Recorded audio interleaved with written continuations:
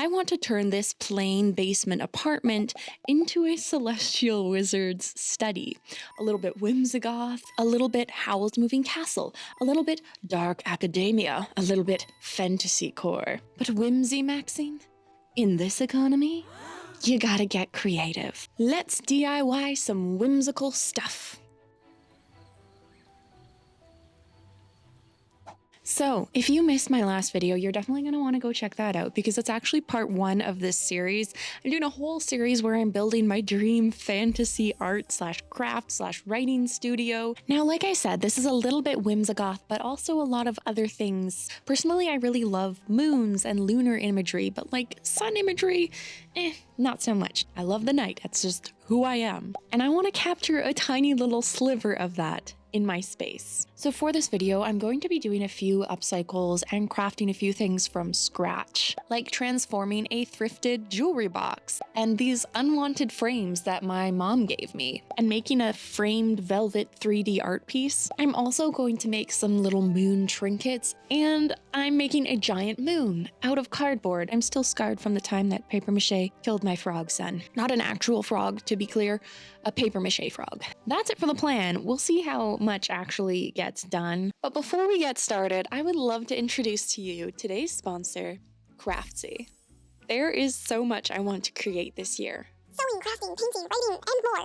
But my ambition is often ahead of my skill level, which is why I'm so grateful to be partnering with Craftsy. Craftsy is your online resource for all things creative. With instructional videos taught by talented experts, Craftsy offers hands-on tutorials like this book cover sewing class by Nikki Lafoile, as well as more conceptual classes like illustrated nature journaling by Gay Krager. And while I've been working on this studio makeover project, I've been enjoying Jamie Mears's class, Color and Pattern for Interior Design, which is packed with insights into her creative process and formulas that help simplify mine. So, if you want to expand your crafting repertoire, check out Craftsy. The first 1,000 people watching this video to use my link in the description will get a full year of premium membership to Craftsy for only $1.49. Note that this offer is valid for new members only. So thank you, Craftsy, and let's get crafting.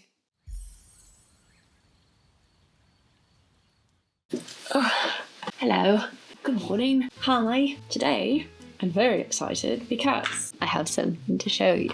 This is my thrifted jewelry box that I found a value de l'âge for $7.99. $7.99. I'm making it whimsical. I'm very excited for this project.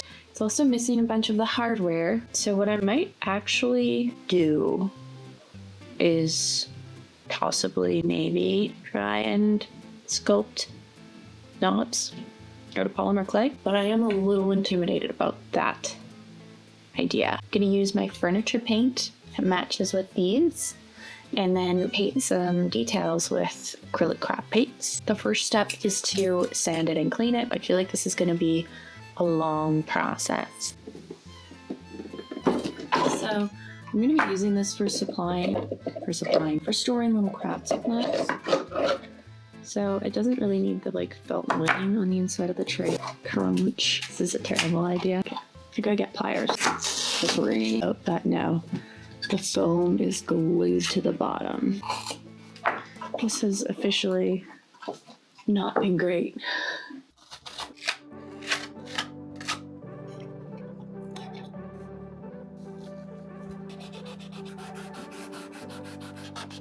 Yeah, I'm gonna call that good.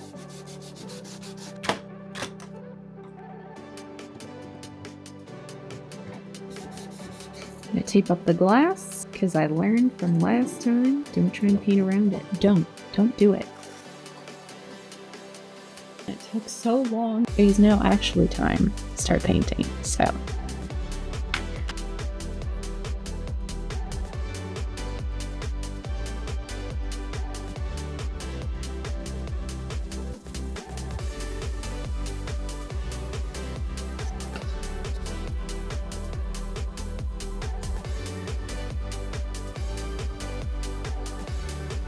All the pieces are drying, which is wonderful. I think I was really traumatized by painting these giant cabinets. I thought it would be really laborious and painful, but it was actually really fun. I actually had a good time. So while it's drying, I am going to get started sculpting the little knobs to replace the ones that came with. It is a shame that this one is missing some because it does look really pretty. So I'm going to start making star-shaped knobs or moon shapes. Crescent moon shaped. It took me so freaking long to find them because we literally just moved and everything is in boxes, but I found my cutters and molds and things. I do have a little star. It's still kind of big-ish, but it'll work. I do have this moon-shaped cutter, but it's far too large. But don't worry, I will use this for another project.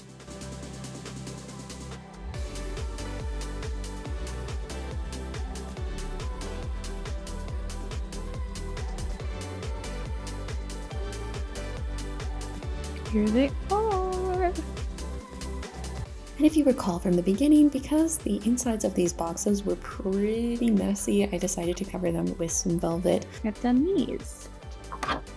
Fresh out of the slow cooker.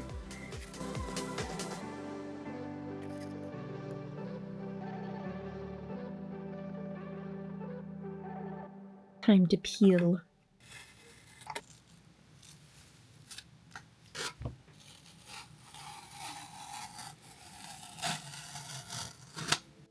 So when it came to painting the details on this piece, I didn't exactly have a plan, as in I had no plan at all, and I ended up just kind of figuring it out as I went, but I really enjoyed just being intuitive with this and following along with what felt right.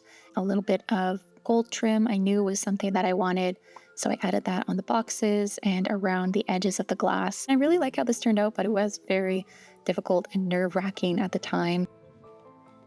My stars! I really hope they work. Let's find out. I think it's working. Okay, totally.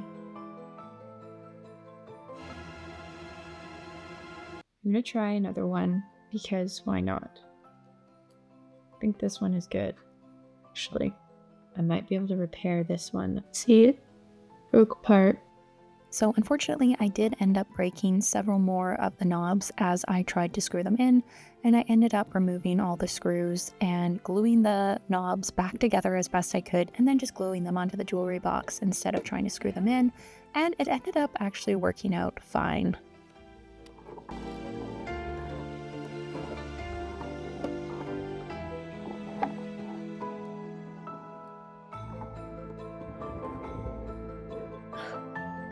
I just realized something very exciting. Let me show you. I will now be putting them in all the little windows.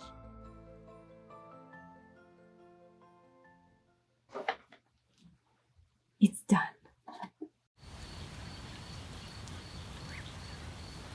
Hello, good morning. It's a new day. I am creating some templates for the moons that I'm going to sculpt.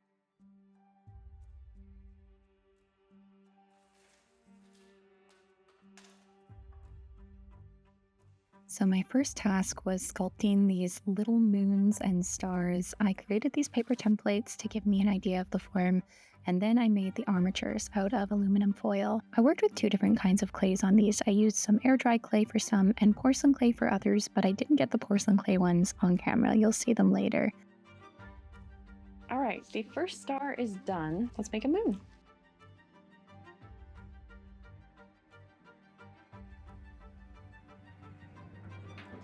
As soon as I finished sculpting, I started working on this giant moon, which I was really excited to work on. I'd never made something quite like this before, and it was a lot of fun. I happened to have the perfect cardboard on hand from my move and just cut out two large matching moons to make it more three-dimensional and covered it in paper and Mod Podge. And I admit I was very nervous to try paper mache again, but it worked out a lot better this time. I wasn't using paper clay and there was no mold, so that was a victory in my books. And then there was nothing left to do but wait, because all of my clay had to harden and dry, so it was time to go to bed and move on to the final day.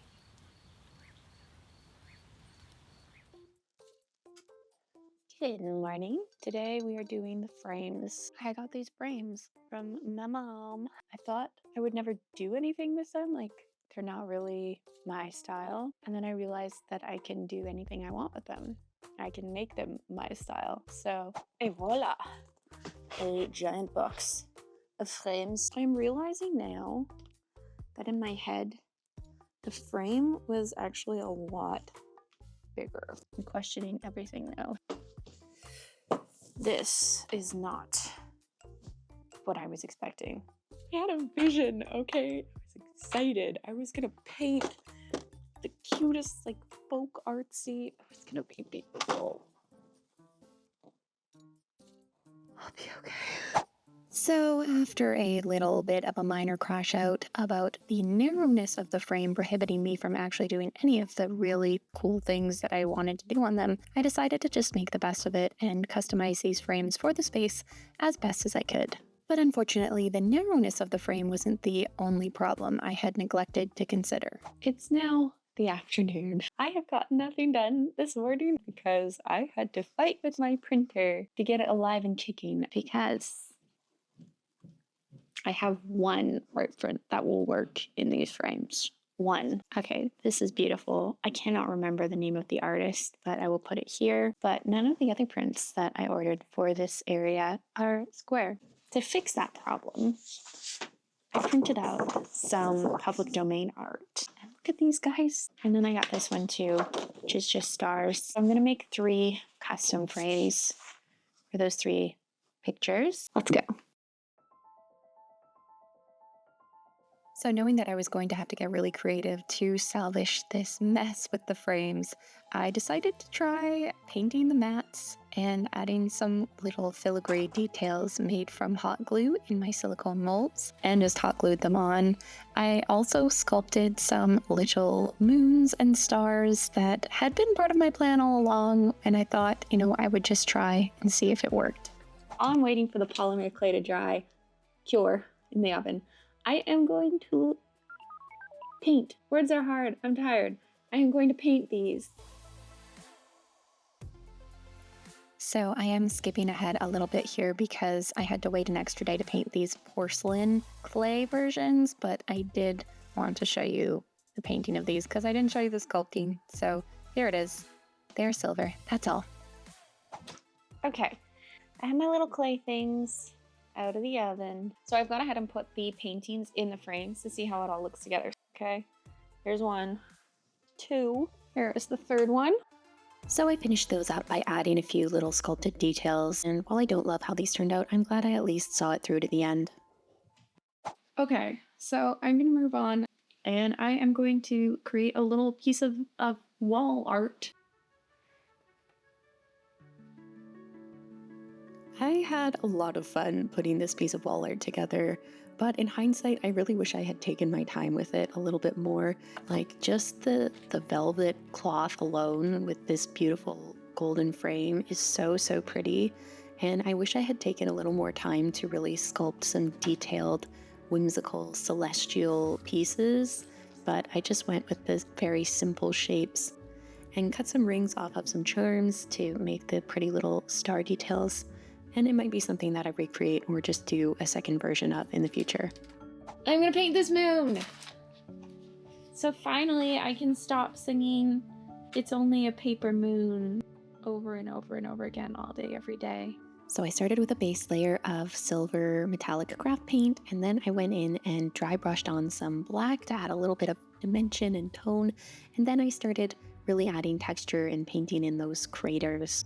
I wanted it to look really loose and organic, so I just had a lot of fun with it. And with that, the day is done. I am so excited to go to bed. It's so big. And finally, it's time for the reveal.